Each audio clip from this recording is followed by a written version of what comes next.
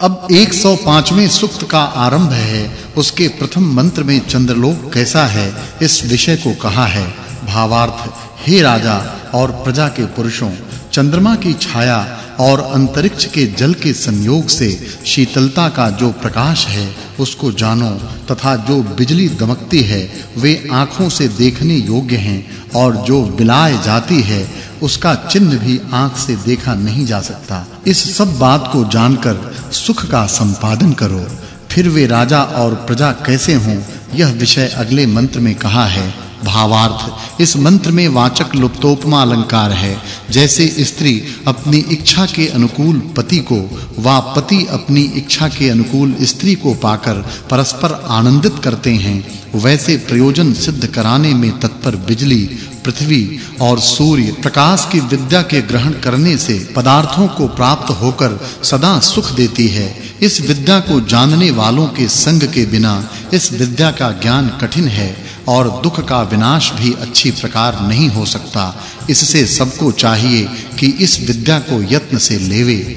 इस जगत में विद्वान जन कैसे पूछने योग्य हैं यह अगले मंत्र से उपदेश किया है। भावार्थ, मनुष्यों को चाहिए कि इस संसार में धर्म और सुख के विरुद्ध काम न करें और पुरुषार्थ से निरंतर सुख की उन्नति करें। फिर पूछने और समाधान देने वालों को परस्पर कैसे वर्ताव रखकर विद्या की वृद्धि करनी चाहिए इस विषय को अगले मंत्र में कहा है। भावार्थ, विद्या को चाहने वाले ब्रह्मचारियों को चाहिए कि विद्वानों के समीप जाकर ऐसे अनेक प्रकार के प्रश्नों को करके और उनसे उत्तर पाकर विद्या को बढ़ावें। और हे पढ़ाने वाले विद्वानों, तुम कहो स्वागतम, आओ और हमसे इस संसार के पदार्थों की विद्या को सब प्रकार से जानकर औरों को पढ़ाकर सत्य और असत्य को यथार्थ भाव से समझाओ।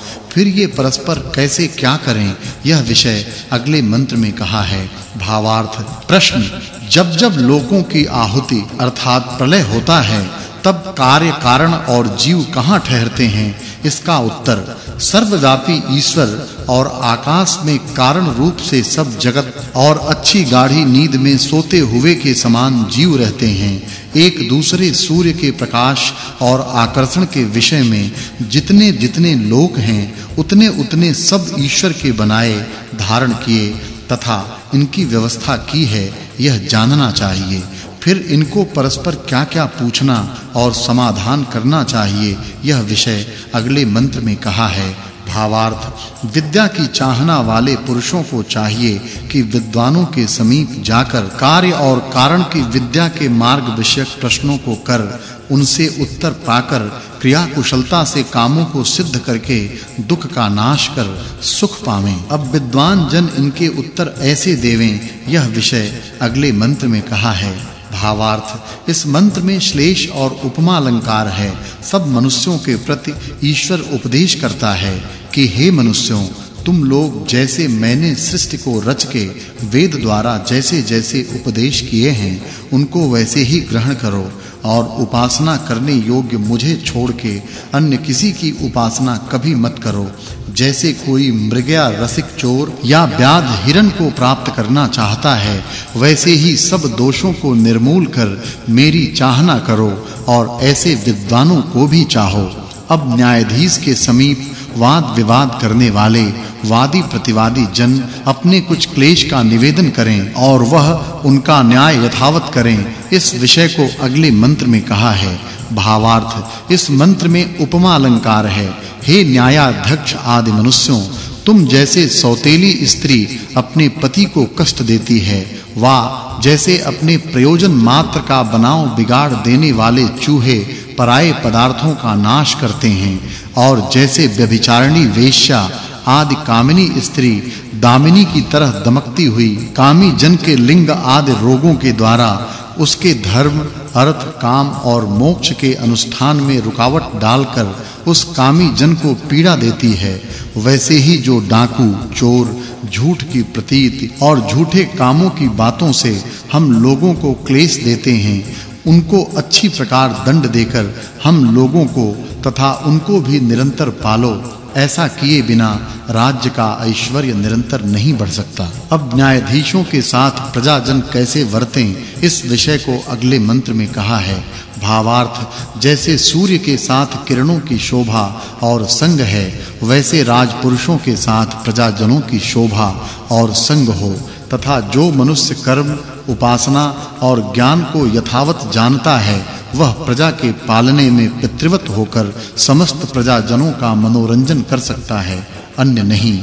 फिर ये परस्पर कैसे वर्तें, यह विषय अगले मंत्र में कहा है। भावार्थ, इस मंत्र में वाचक् लुप्तोपमा अलंकार है। जैसे सूर्य आदि घटपटादि पदार्थों में संयुक्त होकर वृष्टि आदि के द्वारा अत्यंत सुख को उत्पन्न करते हैं और समस्त पृथ्वी आदि पदार्थों में आकर्षण शक्ति से वर्तमान हैं, वैसे ही सभाध्यक्ष आदि बड़े-बड़े उत्तम गुणों से युक्त मनुष्यों को सिद्ध करके न्याय और प्रीति के साथ वर्तकर इन्हें निरंतर सुखी करें। फिर इन राजपुरुषों के साथ प्रजा पुरुष कैसे वर्ताव रखें, यह विषय अगले मंत्र में कहा है। भावार्थ, इस मंत्र में वाचक् लुप्तोपमा अलंकार है। जैसे ईश्वर के नियमों में सूर्य की किरणें आदि पदार्थ यथावत वर्तमान हैं, वैसे ही तुम प्रजा पुरुषों को भी राजनीति के नियमों में वर्तना चाहिए।